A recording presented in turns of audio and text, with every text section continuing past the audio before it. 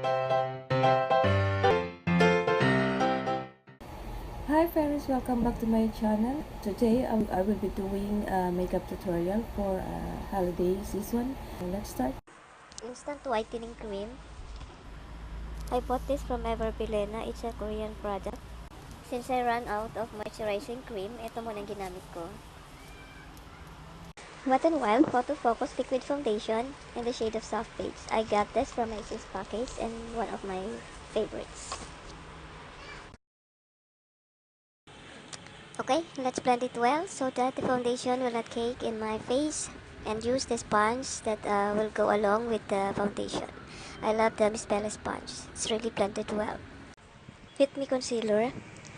I love using it for covering my dark under eye, just to make sure to blend it well.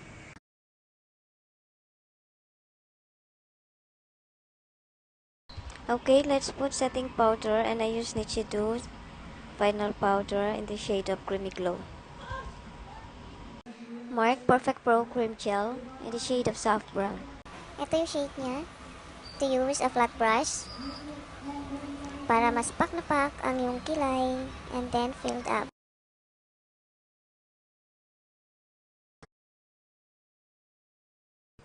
EV Studio Finish Stick Foundation of Maybelline for removing some harsh edges on my eyebrow.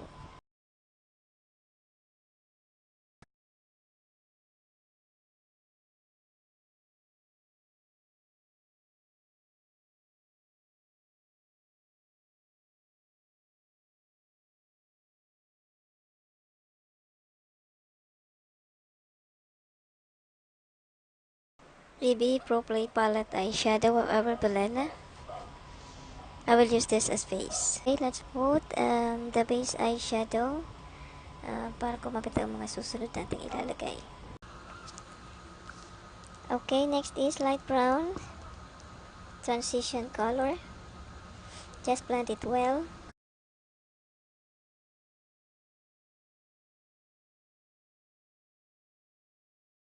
Magnif'eyes Spice Edition of Rimmel. This is the third shade that I applied. And this palette is the new product of Rimmel, Magnif'eyes Spice Edition.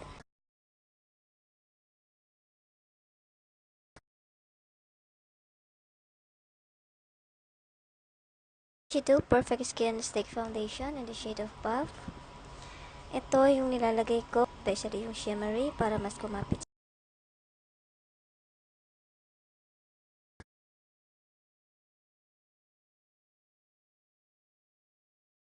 Let's go back to Pro Play palette to add some light peachy shade.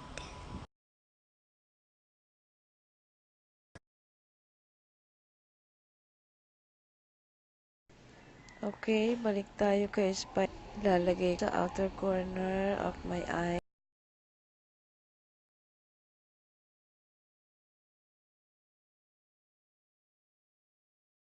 Let's go back to Rimmel. Etong shades ang gagamitin ko. Okay, dito ko siya ilalagay sa eyelid.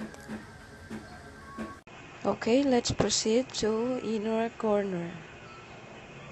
Okay, let's go back again to Pro Play palette. Lagay natin siya sa brow bone para mag-pops up naman siya ng konti. Let's go back to Pro Play palette. Lagyan natin ng dark brown. Okay, let's proceed to eyeliner. And then I put it and smudge it under the waterline. Let's put eyeliner on the upper part to make it more volume. Putting eyeliner here is closer to your eyelash, especially if you have a hooded. And I use the product of Avon graphic eyeliner, and then curlers for the better curl. Maybelline Total Temptation Mascara. I love this mascara. It has everything in it: waterproof, length, volume, fluffiness, curl, and everything you want. Let's remove some excess powder, and I use AnneClutz brush. And proceed to bronzer. I use Summer Fling of Maybelline Blush 2 ring brush. Okay, balik ulit tayo kay Pro Play palette. using a white shimmery for nose highlighting and other parts of my face. Here is Avon product and the shade of Rose Lustre.